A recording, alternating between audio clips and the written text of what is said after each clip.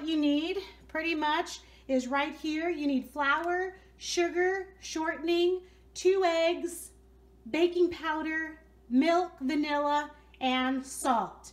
And that, of course, doesn't account for if you're going to be making the frosting afterwards, which that needs to be a separate video because this will be too long and I just want to do it quickly. Powdered sugar and egg whites. And I just buy the egg whites in the carton already made so I don't have to waste the yolks. And, oh, while we see it, see this recipe right here? Do those look good? Okay, that is called chocolate. That recipe is called chocolate iced butter sweets. And if you like coconut and you like chocolate and pecans, those cookies are so delicious. And I'm going to make those next week. Right now, we're focusing on sugar cookies. And when I'm measuring out my flour, I scoop up the flour, I tap in a couple of times to release any air bubbles, and then I scoot the flour back and forth until I get a nice even scoop, just like that. Now I'm measuring the sugar, and I just scoop it in and just get a nice flat scoop. The flour and the sugar are now in the mixer, and I'm getting ready to get the shortening. And now I'm going to scoop in the shortening. I only use Crisco. I know there's other brands of shortening and I've tried them before, but again, this is my no-fail, tried and true recipe, and so I always use Crisco. I know that Crisco comes in the cubes. That is more expensive, and if it is on sale and if I can find it, I love to use the cubes, but I don't want to pay the extra price for it, so I just go ahead and buy the Crisco in the tub and I just scoop it out. 2 eggs. I usually use large eggs, and I take the eggs out of the refrigerator maybe about 15 minutes before I'm going to use them, so they're room temperature. Next comes baking powder.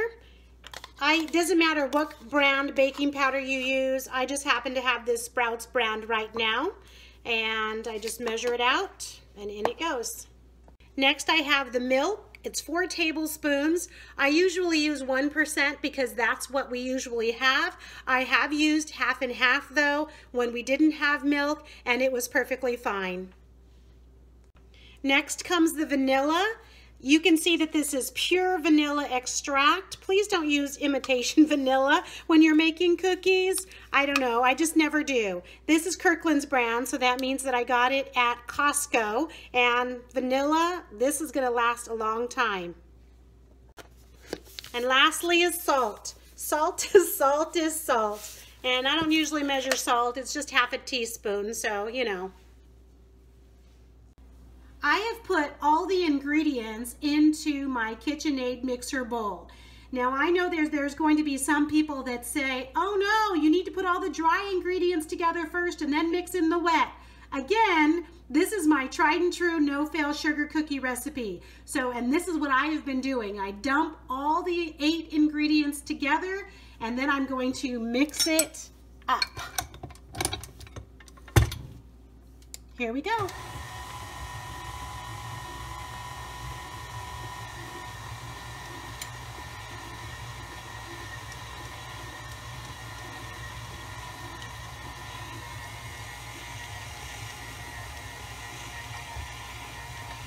And the mixer's on kind of at a low speed. It's just the first notch in.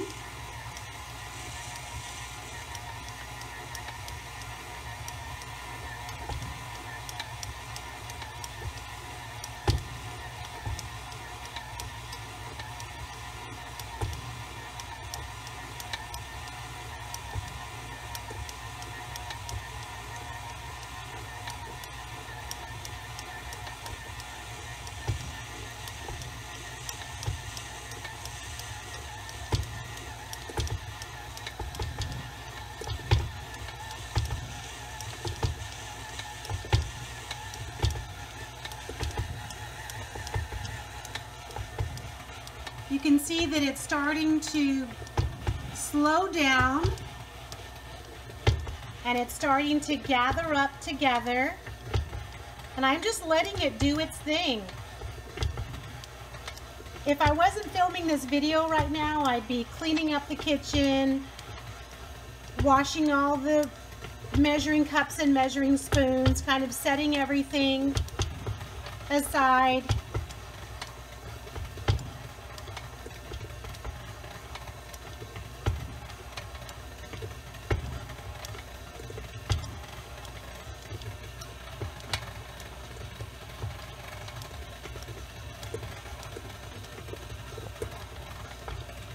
Sorry about that.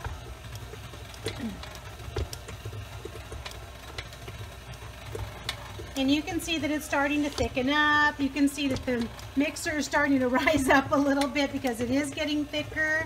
I just let it do its thing.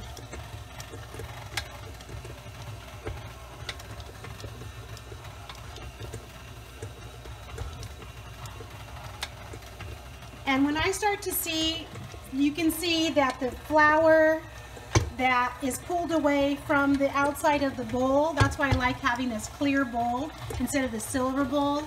And I can see that there's not any big chunks of Crisco or shortening that are around anywhere. I'm starting to think that this is ready and I can stop the mixer. So I'm going to do that. And see how this just kind of falls off. There's not any dough around here, maybe just a little piece that I'll have to pull off here or there. No big deal. And so that's when you know your dough is ready. You can see the consistency. It's just all kind of, you know, just you can put it into a ball like this really easily. Do you see that? Okay, I'm going to turn the camera off for a second so I can get some flour on the counter. So I just put a little bit of flour on the counter, just like that. And then I take what I just took out, we just came out of the mixer, and I just want to lightly flour it, and I just kind of want to mesh it together a little bit. I don't want a lot of flour on it. I don't want to dry out my dough. So sometimes I take out a little much and have to set it aside. And so now I'm just going to massage my dough a little bit, just so it gets kind of put together and it starts getting a little soft. So I just massage it for maybe, I don't know, 45 seconds, 50 seconds or so, okay? And then I get a bag. This fits in probably a quart-sized bag tightly, but this is a gallon-sized bag, so it's nice and easy. So I put it inside the bag, and I like to just ziploc it just like that.